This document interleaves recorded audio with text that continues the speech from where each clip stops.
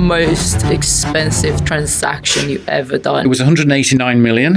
Andrew Butler deals with London's finest real estate. Dealing with millions worth of transactions, has that changed the way you think about money? What does success mean when you're at the top? Are you still happy with what you do?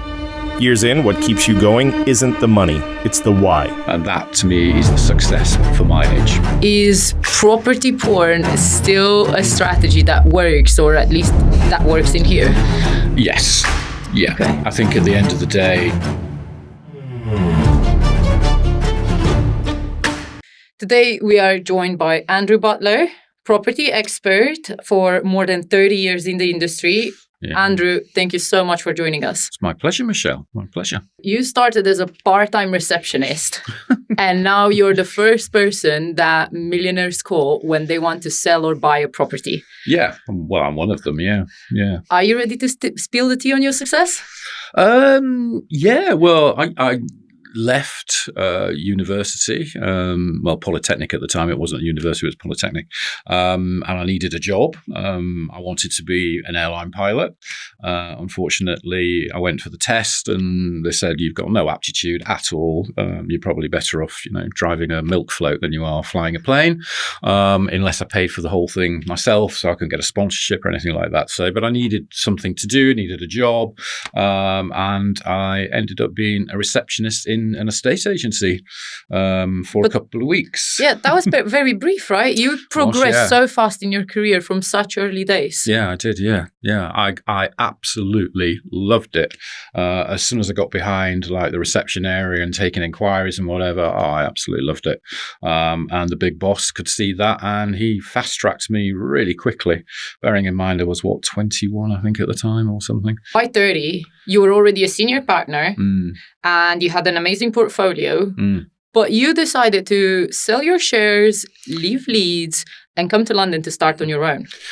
Yeah, that was 13 years after I was 30. I became a partner in a company, in a very successful business in Leeds. And then 13 years later, I thought, you know what, I want something new. My shares were sold back to the company, and I ended up in London. Was that a strategic decision, or was it a gut feeling? A gut feeling. I think today a lot of the word gut you're going to hear quite a lot, and it's something I definitely live by. So for someone that progresses so fast in your career so early, you would say that your main drive was your gut feeling? It was, yeah. I'd say that was the first bit. I mean, there was a lot of it around it as well. But, in those 13 years of being a partner in that company in the north in Yorkshire, I developed very quickly, and we expanded the company very quickly. And then I was put in a department that looked after, the top end of the market. And we took on a separate branding for that part of the company as well. So we could attract the higher end. But I was literally in charge of that department, and with a great team. Yeah, and we built it up, and it was fantastic. It was very much a different way of working than the other part of the estate agency. And I learned, very quickly what to do and what not to do with these people. Was it a lot of trial and error at that point? I wouldn't say trial and error, because you've got to be very careful with that, because these people, at the top end of the market, they're not very forgiving. They're very loyal when you get it right, and they'll stay with you forever in their future property purchases, property sales, but get it wrong, and then whoa! But everybody will know about it if you get it wrong. Yeah, it's a high risk, high reward situation. It is, yeah. So the trial and error bit, that's interesting. It was a calculated and a very considered way that we did it. We had a fantastic branding that we licensed off a London company that's now a massive national branding. And it worked. It was good. Good. And speaking of working at that high end of the market, from celebrities to high net worth individuals, what is a skill or a character trait that they really value when they say, oh, you're my person?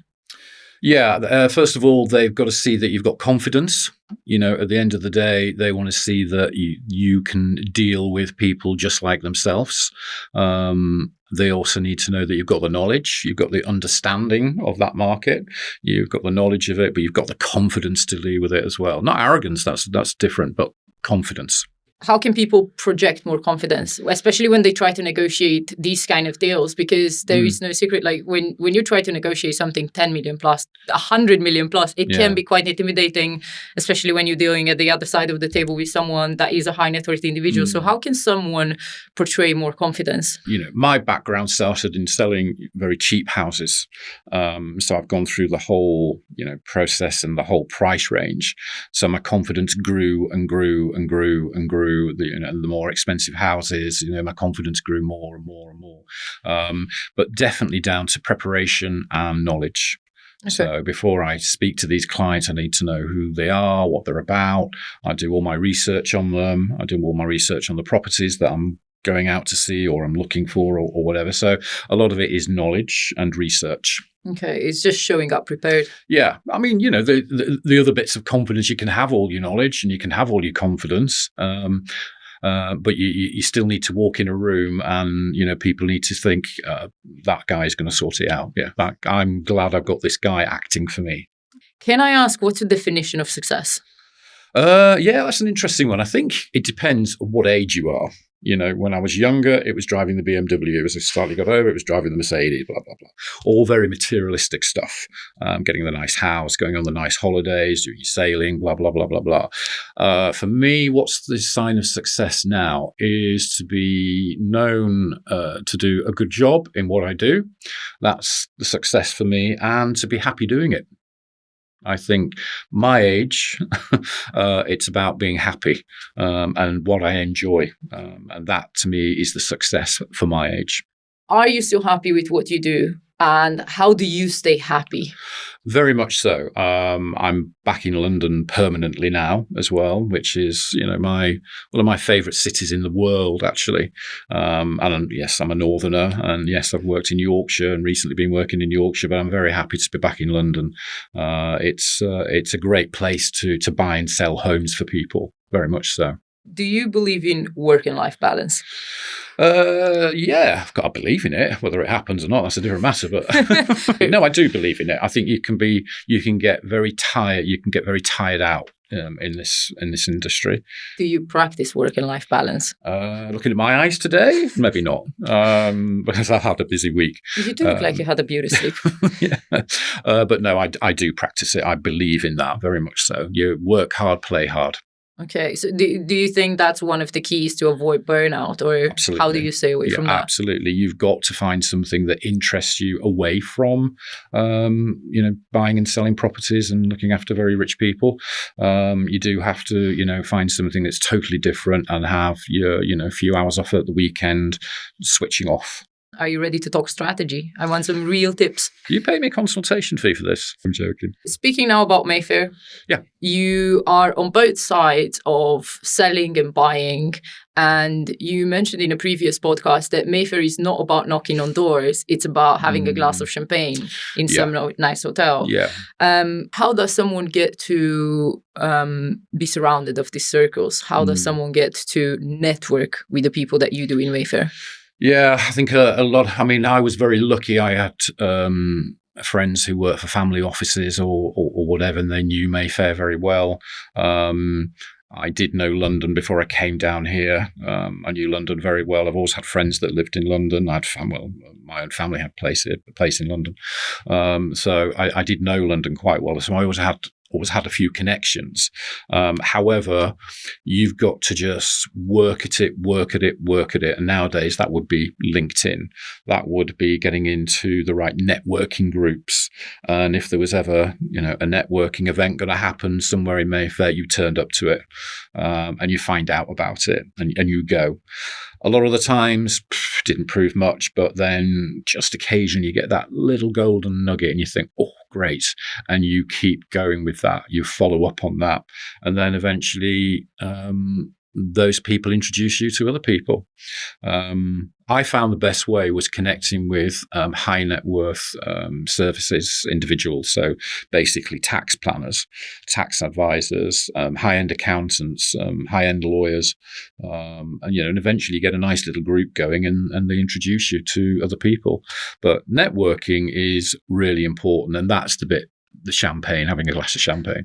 No, it makes sense. And finding this little back door into the groups, right? As you said, you find someone and then you follow up on that. And then eventually you just 100%. Find yourself in more and more circles. You've got to keep following up on it. And another thing, with Mayfair, I was taught by my mentor in Mayfair when I first came here, get on with the concierges in the buildings. And do you? Yeah, very much so. That's quite difficult, though. Yeah, because they're the sort of door holders, the gatekeepers. Yeah, the gatekeepers. Sorry, yeah, basically, if they know of an apartment coming up for sale in the building, they will say to their client, who the residents who they get on very well with because they see them, every day or every 6 months or whatever. They'll say, "Oh, go see Andrew at so and so. He seems a really decent guy. Why don't you get him in?" So yeah, the gatekeepers are these concierges. Do you not underestimate them? Absolutely not. You sold multi-million-pound properties from London, across UK, and quite a couple of places in Europe as well. Yeah, including this 1,000-year-old castle that I heard of. Yeah. How did these opportunities come across? I mean, you did mention networking, but also how do you expand in Europe, and how do you even take on a sale of a 1,000-year-old castle? Yeah, that was an interesting one. I flew over there I'll tell you how I got it, how I got introduced to it in a minute. But yeah, that was a very interesting trip. That was only supposed to be going there for 24 hours. I ended up staying probably 3 days, I think. The owner was fantastic. The place was incredible. I had a lot of empathy of why this person was selling the property as well. That's another key point to all of this, is having empathy for why these people are selling. Sometimes it's a happy reason they're selling. Other times it can be a sad reason they're selling. But you have to understand that reason. And then that person knows that you've got interest in them as well as the property. Yeah. Going back to the castle, beautiful place, absolutely stunning. Needed a lot of work doing on it, but absolutely stunning. That came through a contact within the legal world.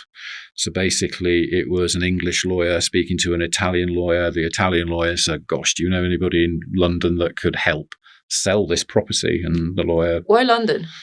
They seemed to think the money was going to come from London, either through London internationally, but they wanted a London agent to help them. Okay. And I was recommended and flew out there, and we got the business. And did you sell it to someone in London? No. No.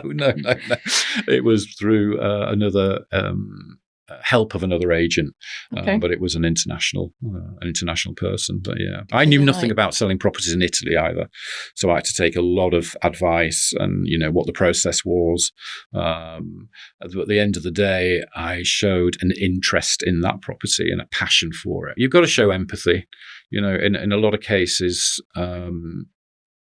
these people, this is where they've lived, this is where they've brought especially the castle, where they brought their families up over 1,000 years. You can't just go in and say, be a robot and say, "Yeah, this is £1 per square foot, we'll get this for you, we will do this." Absolutely not. Yeah. The owners need to see that you have got a vested interest in emotionally with them as well. I think emotional intelligence is such an underestimated skill. I cannot stress that enough. Yeah. You've got to have that in this industry. To succeed long term. Yes. Just transactional, you're only going to last X amount of years with it. What is the most expensive transaction you've ever done? It was 189 million. The deal, unfortunately, went to legals, and it went on into legals for 5-6 months. Okay. Unfortunately, it didn't complete for reasons, but Yeah, that was a very interesting one, that property. It was in London as well.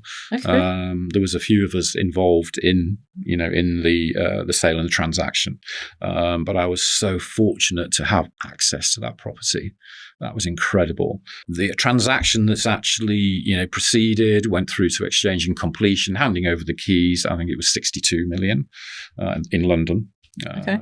Which was a very nice apartment. And then we also was an apartment? Yeah, it was an apartment. Yeah. Was that in Mayfair? No, not far away, just over the park. Okay. And then I was also involved in a purchase of one at 59 million in the same block as well. How do you brand yourself in today's luxury market?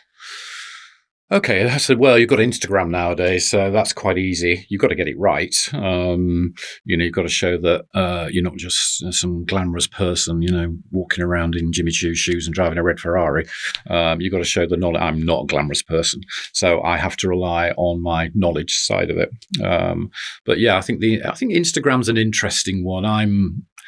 Instagram's come to me later in life, so I'm not over passionate about Instagram, and a lot of my clients that I act for in buying, they don't even have Instagram accounts. The true, really wealthy don't have the accounts unless they're sort of in their 30s, 40s, very rich people. But yeah, Instagram nowadays is a branding. Obviously, you've got to get that right. I think your LinkedIn is your branding as well. I think it's nice when people come to you and ask you a question about the top end of the market. I get newspapers and whatever coming to me, and podcast people like yourself, which is good. But yeah, so branding for me, it's more about showing what I know rather than looking fabulous. Yeah, and you were saying you really have to get it right, because you're at such a top of the market, this 1%, and that you need to be quite particular about the way you portray yourself. Oh, right? You do. Yeah, very much so. You've got to have confidence, but not arrogance. People don't like dealing with arrogant people. They like dealing with confident people. So that's really important, how the image comes across. Unless you're just looking for views and likes and whatever on your set, will then be the most arrogant person out there. But that's not going to help you, I don't think, get the business from the actual clients with the money. Is property porn still a strategy that works, or at least that works in here? Yes. Yeah. Okay. I think at the end of the day, everybody likes to look at gorgeous looking properties. A lot of it's 90% of aspirational value. But, even the rich people, they like to think, oh, yeah, that's nice. Yeah, okay, that's the next move up for me. Yeah, I want that. I can afford that. I want that. So yeah, property porn is, it's still a very valid technique, I think today. It's a great phrase, is that. What is the most difficult no you had to say in your career? Occasionally, I have said no to maybe 2 clients in my life that I just thought, I am not going to get on with you at all. Okay. And I've tried, and we're not getting on. We're just totally minds apart. And yeah, so I have said no to two clients in my life. Yeah. So considering even the fees that you can get off one of these transactions. If you don't see eye to eye with a client, that will be a deal breaker. Absolutely. Yeah, completely. Because you're not going to get anywhere, when it comes to the actual offer. Then they're going to disagree with you. Oh, it's too much. It's just too much. You just know you're not going to go anywhere with this client because they don't like you, and I don't particularly like them. I don't like their attitude. I don't like their whole reasoning of why they're putting the house. Sometimes you just don't get on with somebody, and I think that's enough to be a deal breaker. Twice in my life, I've said no. Dealing with millions worth of transactions, has that changed the way you think about money? Yeah. Actually, yeah, very interesting. Little story here that helped change my mind, and it was a certain chairman of a company that I started to work for, and he was based in Monaco, actually. And he took me out to Monaco, and he showed me some most amazing apartments that one of his clients owned. They owned all these wonderful apartments in Monaco. They owned a big super yacht. And he said to me, don't you find this vulgar that this guy's got so much money There's people in this world, starving, but this guy's got all of this. And I said, well, yeah. I said, it's pretty obscene, really, isn't it? But then he turned around to me and he said, but this guy has, I can't remember, 20,000 people working for him in his companies, which is 10,000 mortgages. It's, 5,000 school fees and I thought, okay, that's quite interesting. And I think he also sort of got across to me what the pressure these people are under as well. You're running these massive organizations to have all of this money. They can have it all one day, but they could lose it as well. So there's a lot of stress on some of these people. So yeah, it has changed my attitude, actually. Okay. Sometimes for the better. I do meet some clients and I think, oh gosh, you're going to be an absolute pain. And they've turned out to be the most wonderful, very humble, loyal people. And I think, what, money hasn't changed you at all. And then other people, you just think, oh crikey, this money's really gone to your head. Yeah. And that's potentially the point that you say that we're not going to get along. Yeah. But yeah, no, I do think unless you've inherited it, unless you've got it very easy, a lot of people have a lot of stress getting to that point of having so much money. So I do understand that because I have seen people go through a lot of stress to get to that position. So yeah, that's changed my attitude a bit. You said something in your other podcast recently that there is more than, this is the news, right? That there is more than 11,000 millionaires that have left London and UK last year alone. Yeah, but that's over the news, isn't it? Yeah. You're not really believing that. You say that they are actually coming back. Some of them are. Yeah, some of them are. Obviously with the new tax regimes and the immigration part of it, etc. Some of them did go because of the amount of tax that they're having to pay and etc. However, there are people at the end of the day just think, I like London. I actually like living here, or at least having a holiday home here. I can come here. I can go shopping. I love the architecture. I love all the restaurants. So, I am beginning to see a few more of these international people come back. Okay. I've got 3 searches at the moment, international people. Okay. And they're spending a significant amount of money. And I know some of my counterparts in the other top end companies and some of the real top companies in London, they're saying the same thing. Can I ask you about the property bubble? I don't think we've got the property bubble. It's not it's not going to sort of like suddenly go boom like that. It's coming back slowly. I think people are a bit more conscious about the price they're paying. Okay. In a certain sector, definitely between 2 and 6 million, there are a lot of deals, a lot of offers that are being made, a lot less than the asking price. So I think it depends on how serious the seller is in wanting to sell and how serious the buyer is in wanting to buy. And then you'll get the odd trophy asset right at the top end of the market. And if somebody wants it, well, they'll just pay for it. And this is mostly off-market that you deal with right now, or you're back with on-market properties? I am back with some of the on-market. Again, it's got to be at the right price at the minute. But yeah, in the past, it's been mainly off-market property I've bought and sold. And do you see more movement in the market that's on-market or off-market right now? What are the trends? Well, obviously, there are a lot less properties off-market than there are on market, like on your Rightmove and your Zooplas and whatever. But I'd say percentage wise, I think maybe off market, there's probably a higher percentage, probably off market at the minute. Okay. Percentage, not in transactions, but no, of course. Yeah. And what's your take in like the next 3-5 years when it comes to the sales and purchases at the top end of the market? Well, that's a question that I get asked because I always ask about, because I'm obviously on the purchase side a lot more nowadays than the actual sale. I do sell a few as well, but it's mainly purchase. I always ask what their exit strategy is. Are they going to buy this month and then sell, in a year's time, or they're going to keep it forever? They're going to let, the kids have it in the future. I do ask about the exit strategy. I think the exit strategy, if somebody said to me, I want to sell in the next 3 or 5 years, I'd be saying probably the 5 years because I can see it going up. I know the reports of anything between 15 and 20% of growth over in the next 5 years. I could probably see that.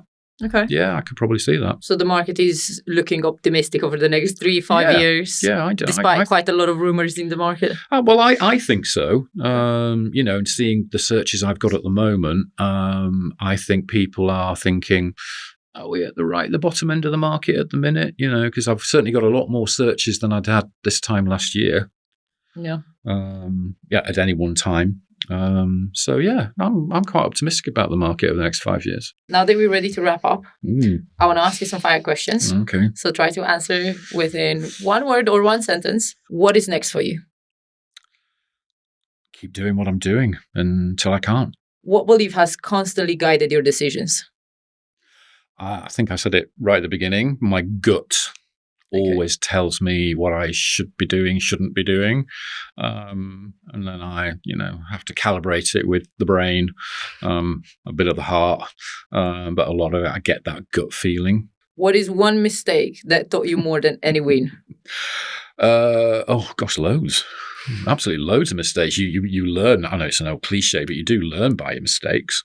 I've got loads, I would say when I was younger, the biggest mistake was to judge people very quickly and thinking they didn't have the money or they didn't look the part and thinking, I'm not going to spend too much time with you. And it turned out they were very, very rich people.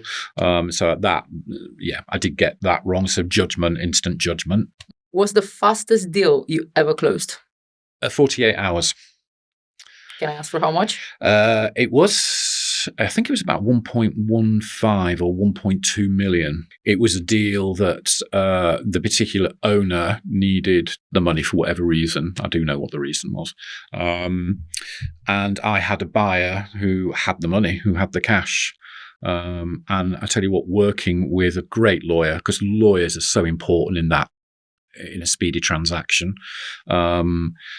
And basically, the lawyer and I worked really hard on it, and we even got a surveyor around within, I think it was like literally 24 hours. He did the report, came back with it. It was paid extra for it. And the lawyer, charged a high fee. But, if you've got the money, you want the service. Yeah, it was done in 48 hours. Now, what advice would you give to a 20-year-old that is getting into business right now, especially somewhere in the luxury market? That's an interesting one. I think you need to set your goals. I think you need to remember are you talking my end of the market or just in state agency? I'm speaking about in the higher end of the market. Yeah. Okay. Never think you are bigger than your client. That's the first thing. If you walk around with your head so far up and you think you're better than your client, that's not going to work. You've got to remember, my advice would be service. Make sure that you, if they ask you a question, even if you don't know the answer there and then, you get back to them very, very quickly. It's all about communication.